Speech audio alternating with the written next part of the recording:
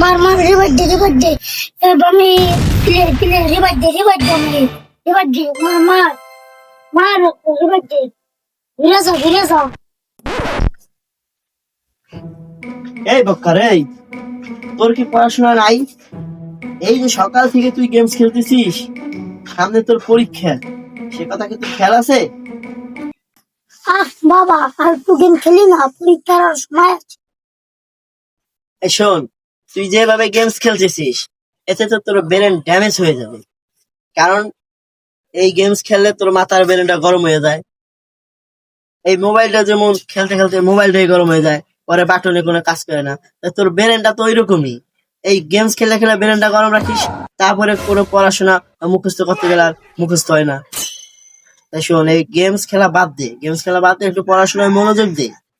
মানুষ হতে হলে পড়ালেখা করতে হবে। মানুষ মোবাইল দেখে না কেন দেখে, কিন্তু লিমিট ক্রস করা যাবে না।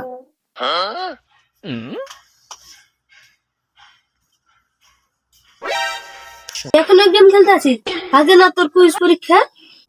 রে বাবা আমার তো মনেই নাই এই যে কুইজ প্রতিযোগিতা।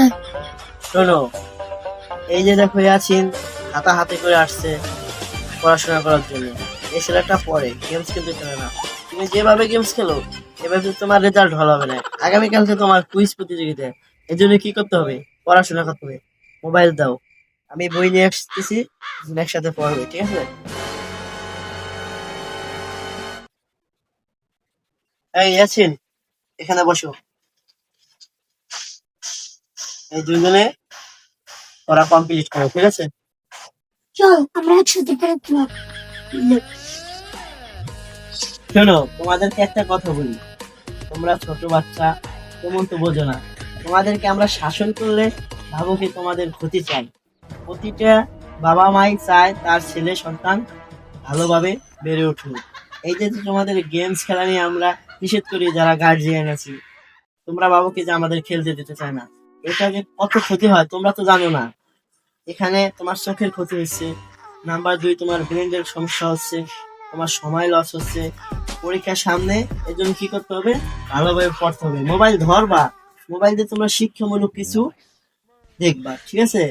আর মোবাইল ধরা তোমাদের নিষেধ না, কিন্তু মোবাইল মানে পড়ালেখা বাদ দিয়ে মোবাইলের উপর পড়ে থাকা যাবে না। তার জন্য কি বলতে হবে? একটা স্লোগান দিতে হবে, আগে বই পরে মোবাইল। সবাই বলো, আগে বই পরে মোবাইল। প্রতিটি পরিবারের পিতামাতাকে উদ্দেশ্য করে বলছি, আপনার সন্তান প্রতিনিয়ত কি করছে তার প্রতি নজর রাখেন। সারাক্ষণ যদি মোবাইলের মধ্যে ডুবে থাকে তাহলে আপনার সন্তানের ভবিষ্যৎ অন্ধকার হয়ে যাবে। কারণ মোবাইলের নেশা মাদকা শক্তির মতো একটি ভয়ঙ্কর নেশা, তার ব্রেনকে ড্যামেজ করে দেবে। তাই মোবাইল থেকে বিরত রাখেন, বই খাতা হাতে দেন। ভিডিওটি ভালো লাগলে লাইক শেয়ার কমেন্ট করে অপরকে দেখার সুযোগ করে দেন।